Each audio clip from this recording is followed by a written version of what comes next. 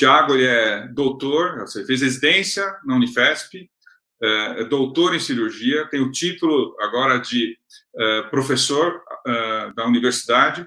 Ele fez um pós-doutorado na Universidade de Colômbia e também tem um fellow na Universidade de Harvard. Quer dizer, isso, fiquem tranquilos que isso é tudo comprovado no currículo lá, que a gente estava até comentando em off. Eu acho que, assim, em outras mais importantes que eu vejo, ele trabalha como a gente, eu trabalho na formação de residentes aqui da Unifesp, e ele trabalha na formação dos residentes de psiquiatria aqui da Unifesp. Sem dúvida nenhuma, acho que, assim, tem uma carreira sólida universitária e tão jovem, né? Outra coisa muito importante que também eu acho dentro da academia é que você foi aluno junto com o Carlos Maeda, né, que vocês estudaram juntos, ele é um colega também traçando o caminho, vai defender o doutorado agora em breve, e, assim, sem dúvida nenhuma, são essas pessoas mais jovens que estão dando esse sangue novo dentro da academia. Então, Tiago, depois dessa apresentação, eu queria, assim, comentar os 3 assuntos que a gente vai discutir ou discernir hoje na nossa live, que eu vejo extremamente importantes. Uma que a gente lida muito, que é o tratamento da obesidade, né? Como é que a gente trata a saúde mental na obesidade, como a gente está tratando dos pacientes oncológicos e na Covid-19. São temas que eu acho que cada um daria uma live, mas a gente vai tentar te aproveitar ao máximo nessa hora desses 3 assuntos. Então, começando para tratamento da obesidade, como é que você vê a saúde mental no pré-operatório da indicação do procedimento, ou seja, dos distúrbios psiquiátricos que podem acometer a saúde mental, na indicação da cirurgia, a importância disso, a importância também do pós-operatório, ou seja, do acompanhamento. A palavra é sua. Bom, em primeiro lugar, eu queria te agradecer a apresentação generosa, agradecer o convite para estar aqui hoje. Acho que é uma oportunidade bem grande para a gente falar sobre um tema que ainda é muitas vezes estigmatizado e que é absolutamente importante da gente discutir. Acho que nesses 3 temas que a gente pretende abordar, a saúde mental ela é de extrema relevância e muitas vezes a gente não discute na profundidade que deveria, né? Com certeza. Eu acho que um dado interessante em relação a essa questão da saúde mental e da obesidade é que nos últimos 10 anos, um dos órgãos que mais investiu na pesquisa em obesidade nos Estados Unidos foi o Instituto Nacional de Abuso de Drogas, que é o NIDA, na sigla em inglês. Então, e isso porque o NIDA ele entendeu que a obesidade ela tem um componente cerebral muito importante e entendeu que para a gente poder tratar a obesidade com sucesso, talvez a gente tenha que entender não só como uma doença endocrinológica, mas também como uma doença cerebral e, mais especificamente, psiquiátrica. E aí, por que o Instituto de Abuso de Drogas, que direciona a verba para pesquisa nessa área? Porque... Por favor, Tiago, você pode abaixar um pouquinho o áudio? Isso. O celular está no mínimo. Tá. Então tá ótimo, agora ficou ótimo. Ótimo. Estava dando um pouquinho de eco. E por que o Instituto de Abuso de Drogas, né, que investe dinheiro nessa área? E isso vem pelo fato de que cada vez mais a gente tem entendido que o açúcar, a gordura trans, eles têm um potencial para causar dependência, assim como a cocaína, as anfetaminas, o álcool. Então, o potencial para gerar dependência do açúcar e da gordura trans ele é muito grande.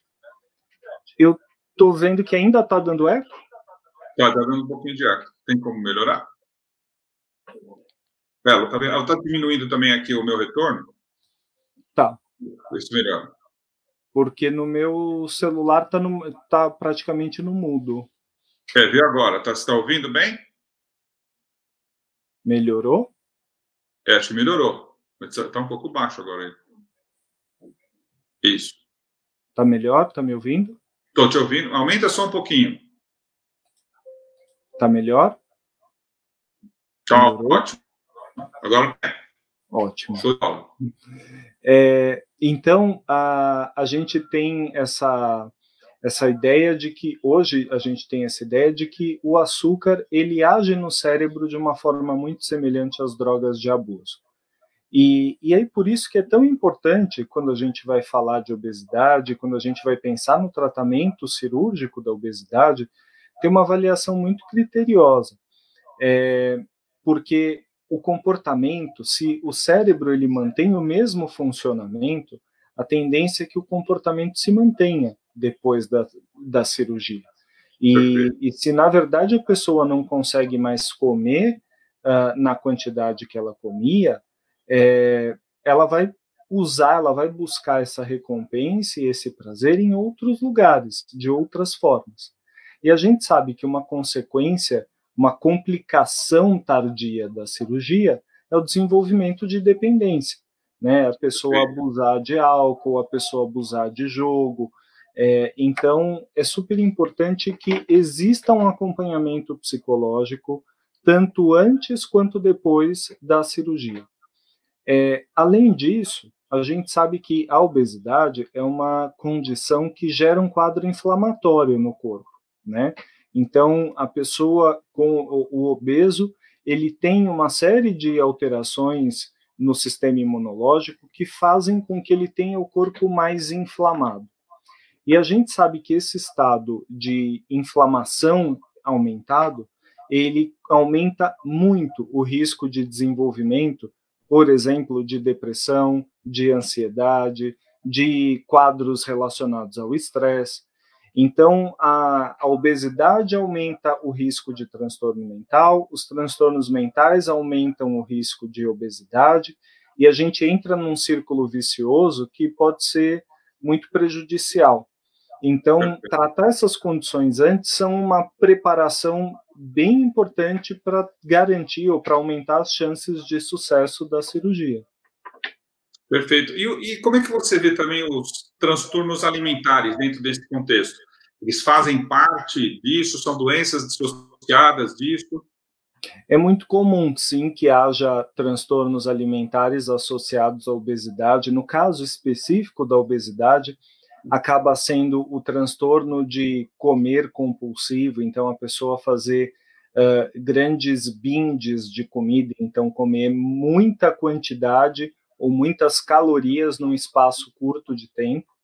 E aí é super importante que a gente trate isso em paralelo, porque senão, se o transtorno alimentar ele está instalado, por mais que você trate a obesidade, como eu falei, o funcionamento do cérebro ele vai tender a continuar o mesmo. Então, o desejo, o impulso do binge, ele vai continuar. E aí é super importante que ele esteja tratado junto. E aí a gente tem estratégias medicamentosas, a gente tem estratégias psicológicas, mas é fundamental que haja um acompanhamento. Não, perfeito. E também tem o transtorno compulsivo alimentar periódico, né? Que é uma condição assim bem interessante, ou seja, que muitas vezes é um gatilho, né, nisso, e tem uma associação, assim, 50% dos pacientes com os pacientes que são tratados do ponto de vista cirúrgico. E uma coisa que a gente vê, assim, eu sou cirurgião, o que acontece? Os pacientes, eles veem a cirurgia como uma mudança, que vão entrar numa porta, vou emagrecer 40, 50 quilos, vai mudar toda a vida deles. Aí agora a gente está recebendo, depois de 15, 20 anos, os pacientes voltam. Agora, será que tem a outra porta para abrir? Porque eu engordei tudo de novo. Quer dizer, eles não conseguiram, ou seja, compreender, eu acho que cada vez mais a gente vê isso dentro dessas entidades que a gente trata, que a obesidade, sem dúvida nenhuma, a equipe multidisciplinar é fundamental, ou seja, para ter o acompanhamento, ou seja, a cirurgia ser efetivamente adequada. Eu falo muito com os pacientes, assim, eles veem o cirurgião como, não, o senhor vai mudar a minha vida. Não, meu filho, eu vou mudar a sua fisiologia, eu vou diminuir seu estômago, eu vou mudar o comportamento da sua alimentação, forçar um ambiente, mas você precisa de apoio. E eles, às vezes, não compreendem isso. Como é que você acha que, por exemplo, a gente poderia incorporar isso dentro desse tratamento psicológico, psiquiátrico? Acho que, assim, muitas vezes a gente confunde isso, a psicologia e a psiquiatria dentro desse contexto de tratamento. Então, eu acho que aí que entra o papel principal do acompanhamento multiprofissional mesmo, né?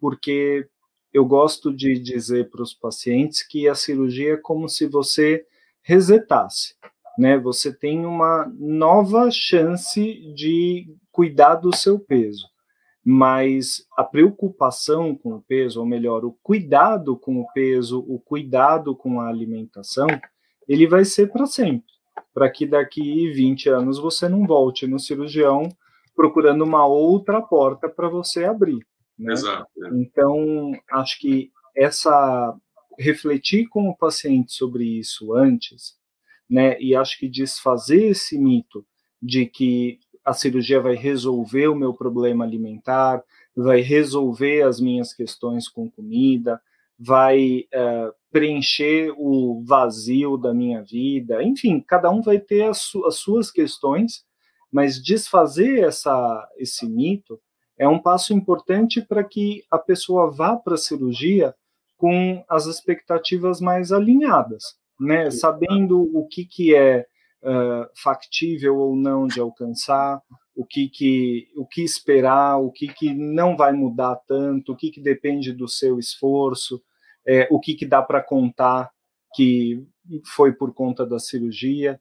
Então, acho que essa conversa, essa preparação, ela é super importante e ela é parte fundamental do processo de suporte psicológico preparatório para a cirurgia.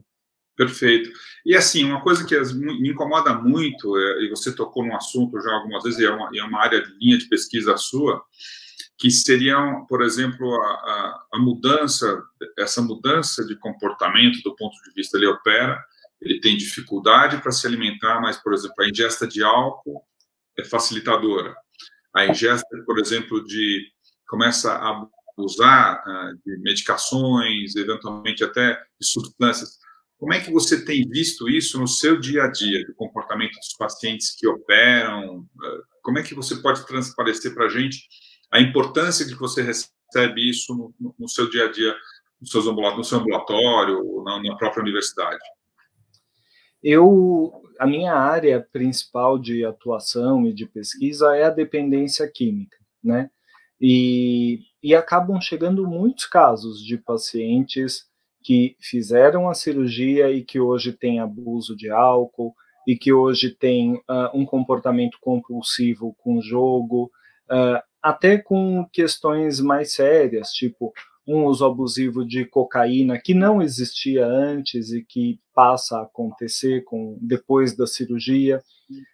E não que seja causado pela cirurgia, claro, mas porque a pessoa acaba, pela vida, entrando em contato com a cocaína, está numa festa, alguém oferece, e aquilo traz uma sensação de prazer e de bem-estar, como a comida trazia.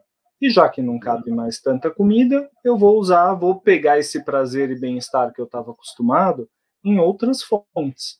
Então, é muito comum que cheguem esses casos, e eles chegam por duas vias principais.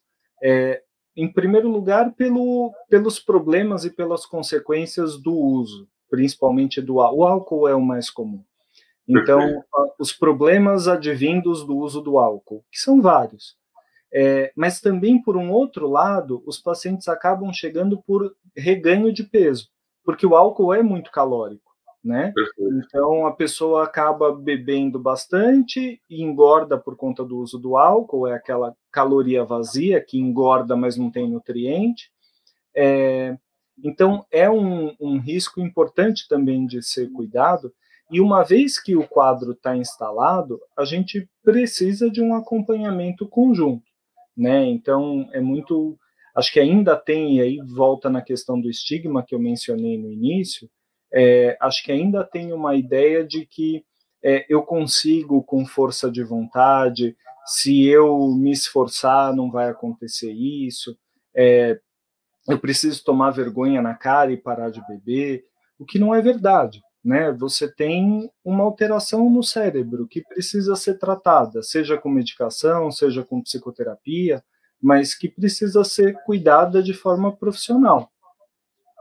Exatamente, como a própria obesidade em si, ou seja, a obesidade, isso funciona como as comorbidades que a obesidade traz consigo. Obviamente, a gente como, assim, lidando no nosso dia a dia, a gente traz mais importância, o paciente é diabético, hipertenso, cardiopata, tem artropatia, hoje você tem mais de 30 doenças específicas que tratam da obesidade, mas, sem dúvida nenhuma, a gente negligencia, isso é fato, a saúde mental dessa instituição obesidade, que deve ser bem acompanhada. Então, isso é muito importante. Então, a gente tem essa linha sempre a gente solicita avaliação com o psicólogo, solicita avaliação com o psiquiatra, e muitas vezes os pacientes, sabe, eles colocam na cabeça que é importante eu lá passar porque eu preciso da cartinha do psiquiatra, eu preciso da cartinha... Não, ele está entendendo a importância do que isso pode trazer no futuro, né? Então, acho que, sem dúvida nenhuma, você tocou em pontos extremamente importantes, que é no nosso dia a dia. Acho que cabe aqui até uma série de doenças que a gente deixa de tratar, de comentar, mas você tem aqui o acompanhamento, por exemplo, da síndrome do comer noturno, quer dizer, também é uma condição bem interessante que também auxilia às vezes, no próprio reganho de peso, que a pessoa não trata, e justamente cria esse ambiente de insônia, ou depressão, ansiedade, que tudo está envolto nesse sentido.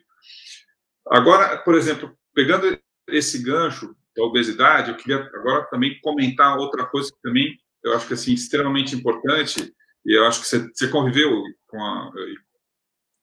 uma pessoa que lida muito com isso, que é a Maria Tereza Lourenço, né, que é a esposa do Laércio, que faz muito esse tipo de tratamento de pacientes, por exemplo, distúrbios mentais e oncologia. Como é que é essa situação? Que realmente é um checkmate, né? São receber dois diagnósticos. Recebe um diagnóstico de uma doença, muitas vezes que a pessoa se desmonta, e, por exemplo, como é que agrega um transtorno psiquiátrico nessa patologia? Essa questão da oncologia, de fato, eu trabalhei vários anos com a Maria Tereza, lá na equipe da psiquiatria do AC Camargo, e me trouxe uma vivência que foi muito especial, assim, foi muito importante. Trabalhar com a população oncológica, muitas vezes não é fácil, mas pode ser muito recompensador, porque você vê que você faz muita diferença na vida daquela pessoa num momento muito difícil, né? E acho que, se por um lado, na obesidade, as pessoas desvalorizam muitas vezes a saúde mental, pensando que é falta de vergonha na cara, por exemplo, que é só fechar a boca e pronto, quando a gente vai para a questão oncológica, quando a gente vai para um diagnóstico de câncer, por exemplo, acaba vindo um raciocínio um pouco que também é uma forma de desvalorizar o transtorno mental. Mas qualquer um nessa situação ia ficar mais deprimido. Mas qualquer um nessa situação ia ficar com medo. E aí você acaba, muitas vezes, banalizando algumas coisas que são sintoma. E aí essa é uma discussão que é uma discussão sem fim na psiquiatria, que é quando que a tristeza vira depressão, quando que a ansiedade se deixa de ser uma ansiedade comum e se torna um transtorno de ansiedade, onde é esse limite? Claro que ter um diagnóstico de câncer é uma notícia super pesada, super difícil. Todo mundo vai ficar triste tendo essa notícia, mas nem todo mundo vai deprimir.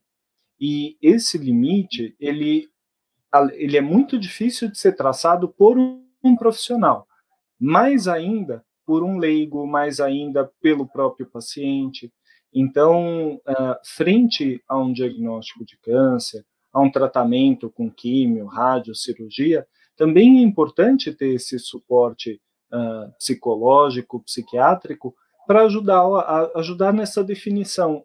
Não, você acabou de ter a notícia, é normal, você está triste, é difícil, não vai vir um período fácil de tratamento, mas que haja um acompanhamento, para que, sei lá, depois de 1 ou 2 meses, o profissional consiga dizer, olha, aquela tristeza lá do começo, acho que ela está começando a ficar um pouco demais, ela está começando a te atrapalhar, ela está começando a prejudicar mais ainda o seu dia a dia do que o tratamento já atrapalha, né? Então, o acompanhamento profissional ele é importante para que esse limite possa ser traçado. E muitas vezes no tratamento na questão oncológica, como é um quadro muito circunstancial, os sintomas em geral são muito ligados à questão do diagnóstico, do tratamento, o tratamento também ele pode ser pontual, né? As pessoas não é que vão tomar remédio para o resto da vida, é naquele momento, naquela situação difícil, e que pode ajudar a deixar um pouco mais leve. Não, e eu acho que assim, a coisa mais importante que as pessoas... acho que no passado você tinha o estigma que você tinha, o sujeito tem um câncer, ele já vai lá comprar o caixão. Não, o estigma completamente... Hoje a gente consegue, em algumas doenças, curá-las, e não só curá-las, como você pode mudar o seu comportamento biológico, ter uma qualidade de vida, um tempo de sobrevida muito mais adequado do que a gente tinha no passado. A gente, hoje em dia, conseguiu cronificar.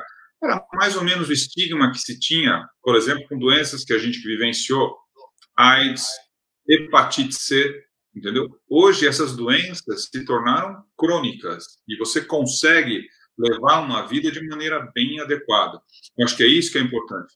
E se a pessoa tem um diagnóstico desse e já se entrega para a doença, vamos dizer assim, se entrega do ponto de vista psicológico, ou seja, não tem um suporte adequado, nem familiar, e nem, por exemplo, do ponto de vista pessoal, realmente é uma coisa muito difícil. Acho que você comentou isso de maneira bem condizente. A tua vivência, sem dúvida nenhuma, com esses pacientes, realmente foram assim, bem expressivos. Eu acho que, assim, o que você pode dizer para a gente, por exemplo, assim, até as tentativas de suicídio que esses pacientes têm, como é que você... a habilidade de tratamento que você tem com esses pacientes? Antes de comentar essa questão do suicídio, eu queria voltar numa coisa que você comentou sobre a resposta ao tratamento, né?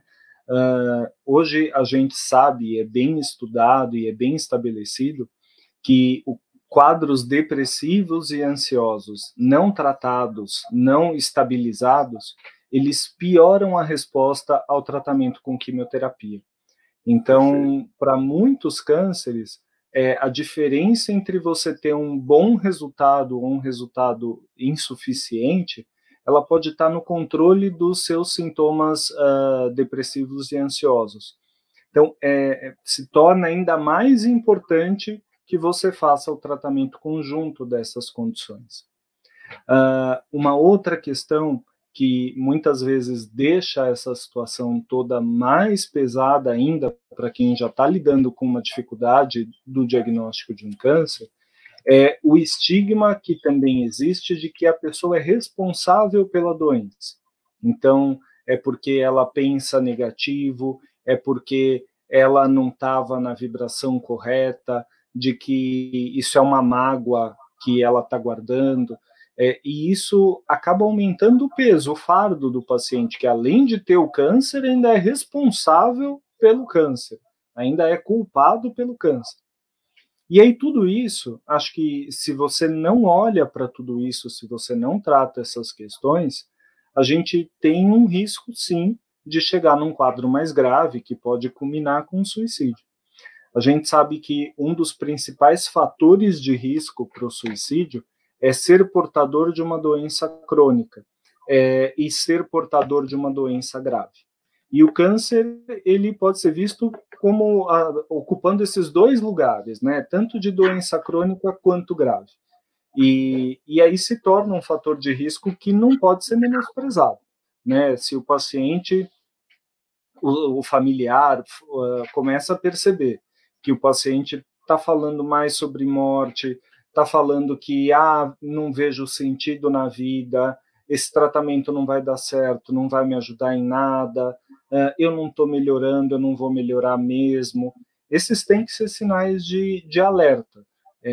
Não que você precise se desesperar, desespero nunca ajuda, mas você precisa ficar atento. Talvez seja um sinal de que precisa de uma ajuda especializada, de que precisa de um cuidado em saúde mental.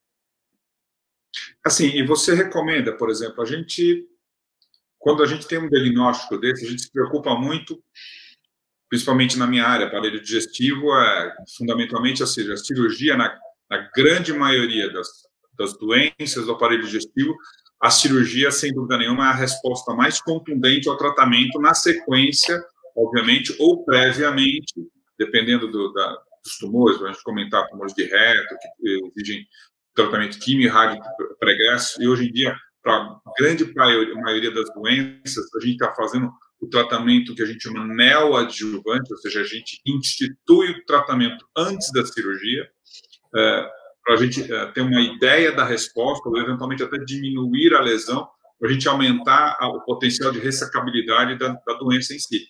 Isso, obviamente, aumenta a possibilidade de cura da doença, ou pelo menos de um controle a longo prazo da doença. Como é que você acha que a gente deve iniciar a atuação na saúde mental desses pacientes? Já no pré-operatório, pós-operatório, como é que você vê esse contexto? A Associação Americana de Oncologia e a maioria das organizações no mundo, das associações médicas no mundo de oncologia, dizem que é boa prática que o atendimento psiquiátrico ou psicológico comece no momento do diagnóstico. Então, na hora que você teve o diagnóstico de câncer, na hora que o médico deu essa notícia, é importante que nesse momento já seja oferecido um suporte psicológico ou psiquiátrico, que seja conversada a importância desse tipo de acompanhamento, e dependendo do caso, dependendo do grau de sofrimento com que o paciente chega nas primeiras consultas, muitas vezes durante a fase de investigação do diagnóstico, já é importante ter esse respaldo psicológico, né? A gente sabe que muitas vezes o paciente já vem com muitos sintomas, vai percebendo que a coisa está se encaminhando pelos exames que está fazendo de um jeito que não é muito legal. Se nessa fase ainda de investigação se percebe que os sintomas estão muito proeminentes, é importante já até antes do diagnóstico encaminhar para um suporte psicológico. Mas quanto mais cedo, melhor. Como a gente viu, existe bem um entrosamento dessas patologias, tanto a obesidade quanto os tratamentos oncológicos, eles são multidisciplinares. Então, sem dúvida nenhuma, eles fazem parte, e a gente, às vezes, principalmente eu vejo como um cirurgião, a gente é muito cético, né? A gente vai lá, vamos lá, resolver um problema, tiramos um pedaço, resolvi seu problema. Você resolve um problema e pode criar um monte de problemas, entendeu? Então, seja no âmbito da oncologia, seja no âmbito da cirurgia bariátrica, eu vejo que, sem dúvida nenhuma, o caminhar de uma equipe multiprofissional voltada ao bem-estar, no que você quer hoje em dia, eu acho que assim, fundamental, que a gente vem pesquisando nas doenças, é a qualidade de vida.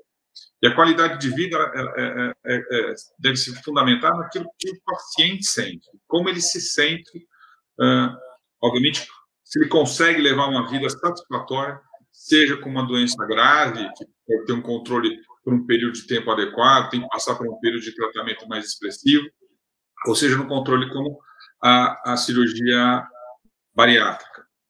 Mas agora a gente está frente a uma coisa totalmente diferente. Eu acho que isso vai criar muito ambiente acadêmico para você produzir bastante coisa a respeito disso.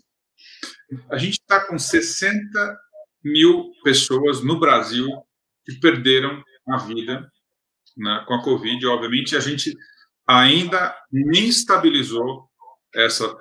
Fora Manaus, que a gente tem, São Paulo está começando a tentar, a cidade de São Paulo, mas ainda a gente, infelizmente, por uma série de a gente vai contextualizar isso agora do ponto de vista de governo, não cabe a gente nesse sentido, acho que é mais cabe a gente tentar melhorar ou minimizar essa afecção, ou seja, essa pandemia. Eu queria ver, assim, porque são contextos diferentes. Aqui você vai ter pacientes idosos que são com doenças crônicas, com doenças que são eminentemente de risco, que se eles pegarem Covid, eles já acham que vão ter um problema. Você tem os profissionais da saúde, que são os mais, obviamente, impactados nesse sentido.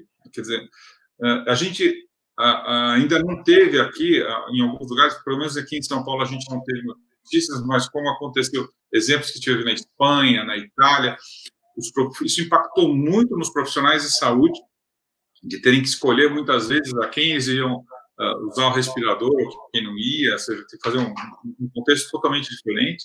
E você tem a população em geral que está realmente apavorada com esse sentido. E, sem dúvida nenhuma, ou seja, a saúde mental, você vai ter... Eu não queria estar no seu lugar, porque o que você vai ter, se são 60 mil mortes, imagina, são 60 mil famílias nas quais esses distúrbios estão agregados. Afora a dificuldade que está tendo do ponto de vista econômico, desemprego, que isso agrega na família. Como é que você está vendo isso? Acho que esse contexto, assim, eu não quis me abreviar, eu quis abreviar um pouco nos outros temas, porque eu acho que esse é realmente um tema muito impactante. Eu quero saber a tua opinião desse aspecto. Olha, eu acho que é bem interessante que o interesse na saúde mental relacionada à pandemia, ele vem aumentando, e acho que isso é um pouco o esperado. Acho que nós psiquiatras estamos acostumados dentro da medicina a ficarmos para depois. Então, o paciente chega em estado muito grave, o que precisa ele vai morrer, o que precisa é salvar a vida dele, o que precisa é resolver aquela emergência. E depois a gente vai vendo o que acontece com a saúde mental dele. E eu acho que é um pouco do que está acontecendo. Acho que à medida que a pandemia está avançando, à medida que ela está trazendo os impactos, como você falou, econômico, impacto nas famílias, impacto de fato na rotina, no cotidiano das pessoas, eu acho que as pessoas vão vendo a sua saúde mental na prática ser comprometida. E aí se torna super importante que a gente esteja preparado para isso. E a tendência é que daqui para frente o impacto na saúde mental ele só cresça. A gente costuma observar, acho que a gente tem uma experiência dos impactos na saúde mental de grandes desastres. Então, por exemplo, um furacão, um grande terremoto, o 11 de setembro. E o que se observa nos grandes desastres é que o impacto na saúde mental ele vai aparecer de forma mais proeminente depois de 6 a 12 meses do fato. Então, se a gente pensar que a pandemia está sendo um grande desastre, numa proporção que a gente nunca viveu antes, ela provavelmente vai trazer consequências em termos de saúde mental por muitos meses ainda. Então, a gente ainda vai ver quadros psiquiátricos que a gente vai conseguir relacionar com a pandemia por muito tempo. Então, é super importante que a gente tente pensar sobre isso e descobrir formas de prevenir essas consequências negativas num cenário que é muito adverso, né? Então, de novo, a gente entra naquele limite tênue que não é claro nem para os profissionais, onde acaba a tristeza e começa a depressão, né? Triste, todo mundo está. Preocupado, todo mundo está. Quando que isso passa do ponto e merece uma ajuda profissional. E aí a recomendação é a mesma. Na dúvida, é melhor procurar um profissional para que ele te ajude a sair dessa dúvida.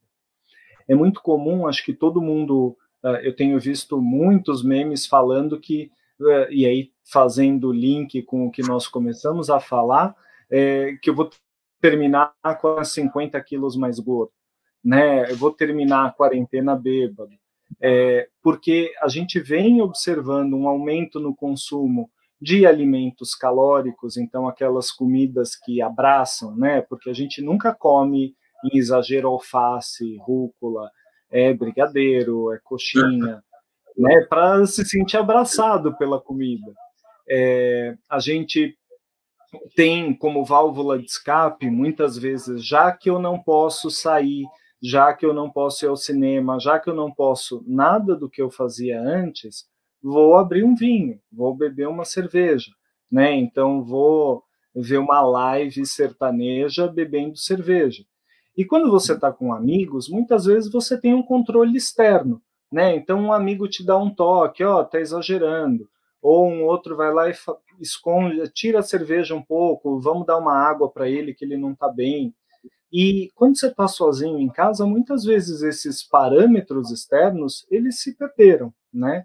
E aí a chance de você abusar, de você passar do ponto, ela é muito grande. Uma outra coisa que é uma queixa muito comum são os distúrbios de sono.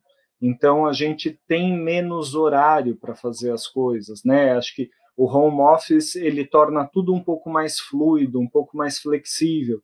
Então, as pessoas estão indo dormir mais tarde, tendo mais dificuldade para iniciar o sono, porque a ansiedade, ela atrapalha a gente desligar e pegar no sono, acordando mais tarde, tendo um sono que não é aquele sono que descansa, não é um sono reparador.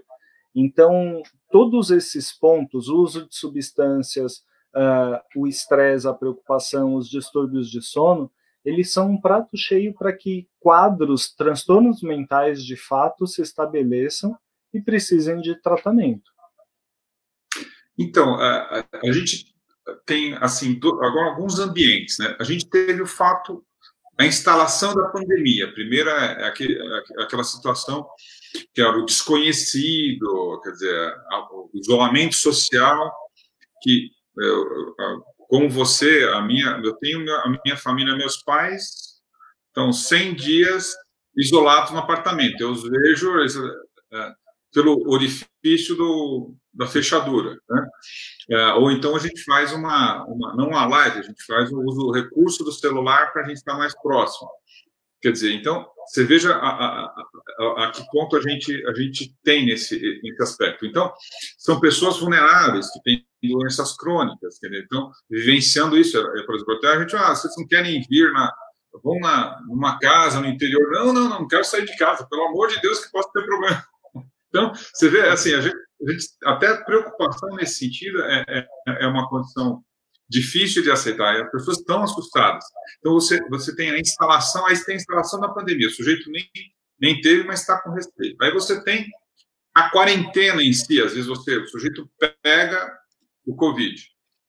Quando o pessoa pega o Covid, ele vai ter um período que é do 5º até o 10º dia, que ele acha que vai morrer, né? Porque agora é a hora que Deus está me chamando, porque a coisa tá ficando feia. Realmente. E depois você tem o pós, né? Ou seja, a vivência depois do pós a doença, o que a gente está vivenciando, talvez agora aqui em São Paulo. E cada um, pontualmente, talvez tenha que ter uma abordagem diferente, até do ponto de vista de como é que você pode ajudar essas pessoas. O que você pode transmitir para a gente nesse contexto? Quer dizer, na instalação, na vivência da doença, né? Ou seja, eu estou com Covid, o que eu devo fazer? E depois, ou seja, essa continuidade, esse retorno às atividades. Bom, acho que a gente ainda está descobrindo exatamente como ajudar as pessoas, como orientar as pessoas nesse sentido, né? Que é um desafio para todo mundo. Eu sempre brinco com os meus pacientes que provavelmente, entre os médicos, os psiquiatras são os médicos mais flexíveis em relação à quarentena. Então, essas pessoas que, à medida que a quarentena se instalou e ela foi ficando, né, que lá no começo a gente não sabia quanto tempo ia durar, mas como você falou, seus pais estão há 100 dias sem sair de casa, isso vai gerando uma carga e um estresse emocional muito grande. Então, para alguns pacientes que já tinham um transtorno mental, que já tinham uma vulnerabilidade psiquiátrica, já eram pessoas um pouco mais depressivas, um pouco mais para baixo, para essas pessoas, mesmo com as comorbidades, mesmo com o risco de ser grupo de risco pela idade, eu falo, olha, eu entendo tudo isso. Você vai se encapar em plástico bolha, mas você vai descer no seu prédio para olhar para o céu e ver que está tudo bem, que o mundo está lá fora. Desce, dá uma olhadinha para o céu e sobe de novo. Não é para passear, não é para andar pela rua. Mas muitas vezes a gente precisa desse respiro, porque 100 dias sem sair de casa é absolutamente enlouquecedor, né? Então, uma orientação que eu sempre dou é: sai, olha pela janela, passa um tempo perto da janela por dia, tomando sol, vendo o movimento da rua. Isso ajuda a manter um senso de que ainda existe uma normalidade no mundo, de que existe um mínimo de estabilidade, né? Então, olha, o céu continua lá, o sol está lá, tem menos gente na rua, mas de vez em quando ainda passa um gato pingado, provavelmente está passando mais do que devia, mas ainda passa uma pessoa ou outra. Isso ajuda a trazer uma segurança para num momento que está tudo tão incerto e que isso é muito desorganizador. Acho que para a pessoa que está com o Covid, de fato, as pessoas pensam que vão morrer, né? Mesmo que elas não estejam super sintomáticas, está lá com um quadro leve, está sentindo, está quase que uma gripezinha, mas acho que tudo que está acontecendo gera um medo muito grande nas pessoas, né? Então, eu tive alguns pacientes que tiveram Covid e com quem eu falei diariamente, enquanto duraram os sintomas, né? Porque dá muito medo do que vai acontecer, do que pode acontecer, das mortes que a gente vê acontecendo todos os dias. Então, acho que nessa hora ter um suporte psicológico, psiquiátrico, faz bastante diferença. Tentar lembrar que, sim, isso não é minimizar a doença, sim, é uma doença muito grave, mas o seu quadro está leve, então tudo bem, vai ficar tudo bem, a chance maior é de você melhorar. Isso, de novo, não é minimizar a gravidade da doença, mas é tentar manter um dado de realidade, tentar manter o pé no chão para que o desespero não te paralise, porque o medo, a preocupação, ela é legítima, é ela que faz a gente tomar cuidado, é ela que faz a gente ficar passando álcool gel, lavando a mão, é a preocupação. O grande problema é quando essa preocupação vira medo, que vira pânico, que o pânico paralisa. O pânico faz com que a gente pare de raciocinar, e aí a gente não consegue tomar atitudes que são as mais racionais, que são as mais condizentes para a gente lidar com aquele momento. E aí o pós, eu acho que tem uma questão que é bem importante, em primeiro lugar, que não é psiquiátrica, mas é manter a consciência de que, provavelmente você está imune, pelo menos por um tempo, mas você continua podendo ser um vetor da doença. Então, você pode carregar o vírus, espirrar na rua e passar para quem está no seu lado. Então, que o cuidado, né, as medidas de isolamento, de cuidado, elas precisam ser mantidas. E acho que tentar reassegurar para a pessoa que ela vai dar conta das coisas que ela tem que fazer. Então, agora que a gente está começando a flexibilização, essas pessoas que ficaram 90, 100 dias sem sair na rua relatam que na primeira vez que saiu teve crise de pânico, que na hora que entrou no supermercado e esbarrou em alguém, deu uma crise de ansiedade. Então, acho que, de novo, é lembrar que a gente tem que manter a calma e que a gente tem que ter cuidado.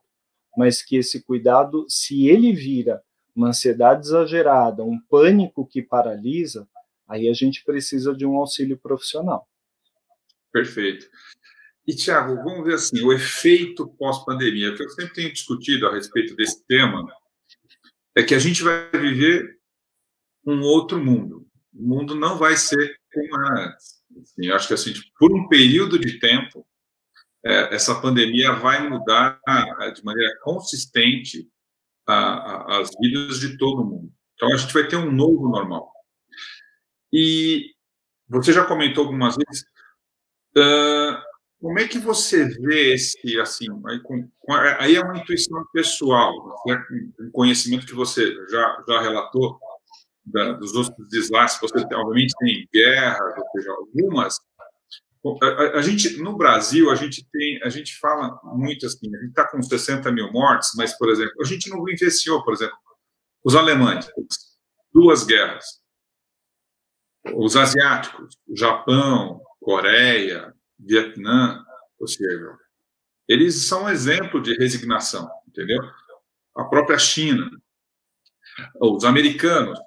A gente no nosso meio, a gente tem muito pouca catástrofe. Talvez essa venha a ser uma das mais próximas que a gente possa ter, né?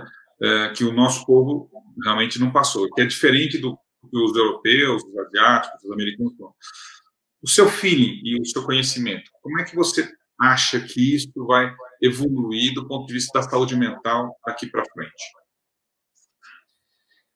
Eu tenho muito a impressão de que para muitas pessoas aqui no nosso país a ficha não caiu, né? Eu acho que a ficha ela está caindo e é absolutamente imprevisível como que a nossa população vai reagir. Sem dúvida nenhuma, é uma situação de catástrofe como aqui no Brasil a gente nunca vivenciou. E como eu falei, o impacto na saúde mental ele tende a vir no longo prazo.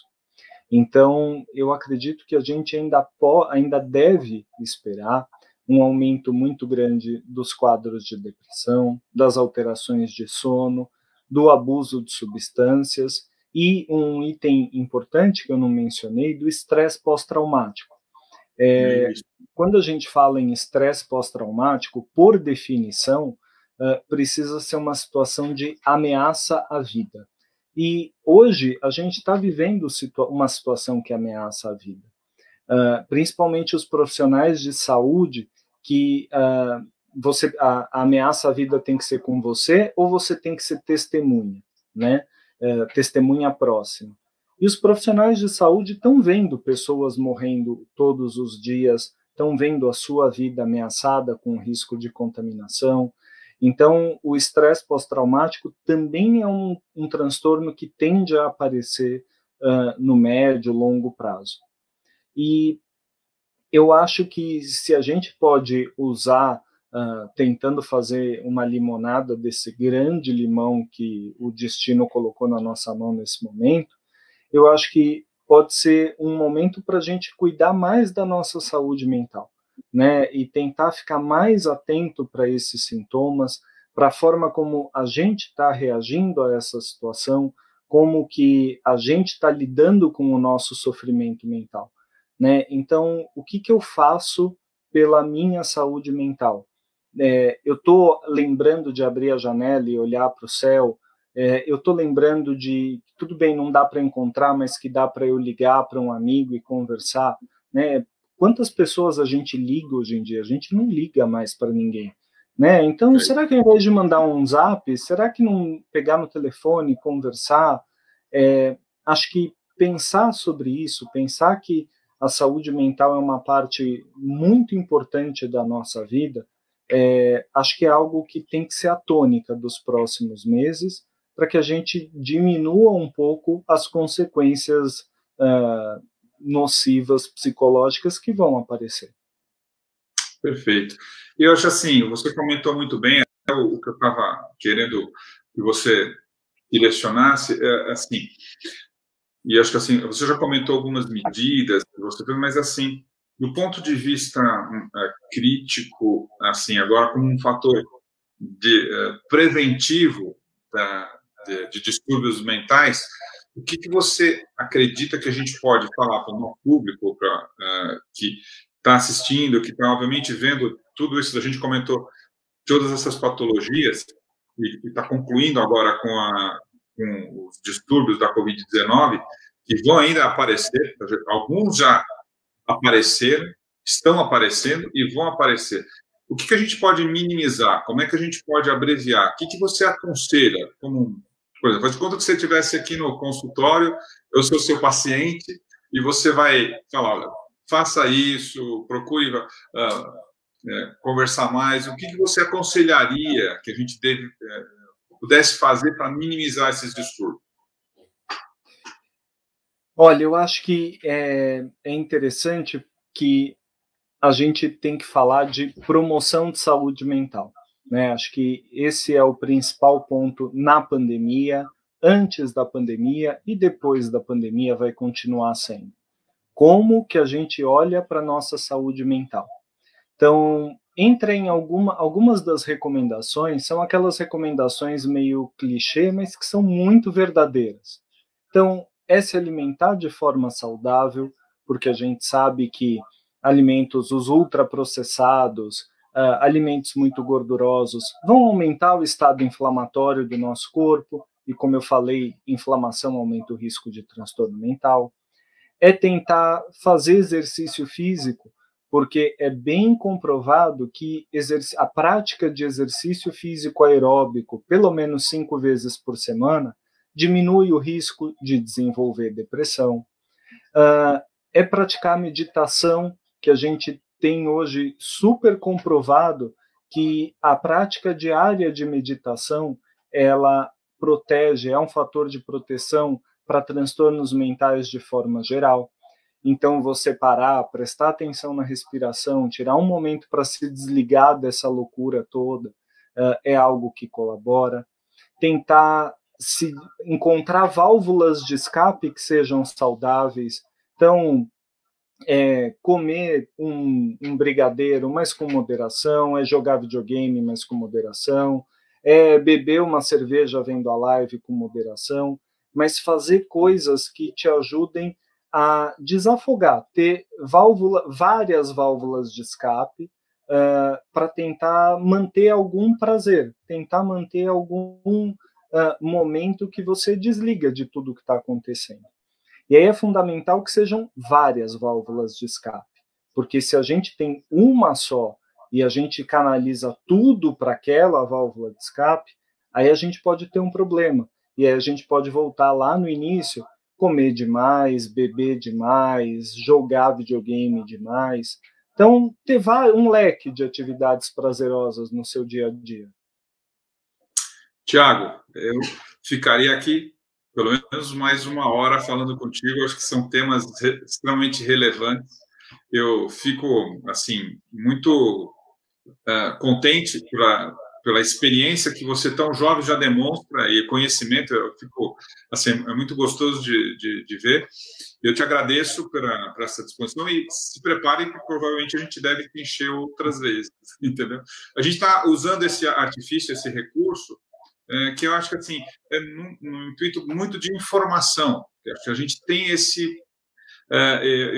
essas ferramentas auxiliam bastante. A gente, até na própria disciplina, a gente tem usado muito esse recurso e a gente está observando que esse recurso traz mais gente para dentro de uma reunião virtual do que propriamente na presencial.